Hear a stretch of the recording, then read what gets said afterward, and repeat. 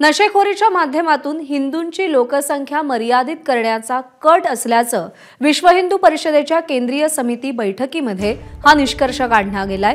प्रयागराजमध्ये विश्व हिंदू परिषदेची महत्त्वाची विशेष बैठक झाली। व्यसनांमुळे एकतर लग्न होणार नाहीत किंवा अपत्य होणार नाहीत। हिंदू लोकसंख्या मर्यादित ठेवण्यासाठी अंमली पदार्थांचा विळखा वाढवल्याचं विश्व हिंदू परिषदेचं मत आहे। भारताचा विकास न पटणाऱ्यांचं हे षडयंत्र आहे। महागड्या शिक्षणामुळेही अनेक हिंदू दुसरं अपत्य जन्माला घालत नाहीत, असं देखील विश्व हिंदू परिषदेच्या या समितीच्या बैठकीत म्हटलं गेलंय।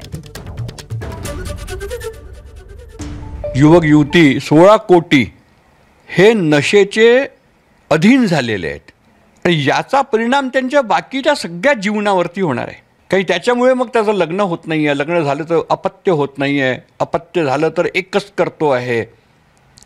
तर त्याच्यामुळे जनसंख्येचा जो ऱ्हास होतो आहे, हिंदूंची संख्या घटत आहे। हे घटवण्याच्या मागे जे षडयंत्र आहे की भारत ज्या प्रकारे ग्रोथ करून राहिला आहे, या दृष्टीने हे सगळे प्रयत्न आहे। म्हणून हे जे 16 कोटी 2023ची जी संख्या आलेली आहे, 16 कोटी युवक युवती, हा फार मोठा आकडा आहे। म्हणून आपण सचेत व्हायला पाहिजे। एबीपी माझा, उघडा डोळे बघा नीट।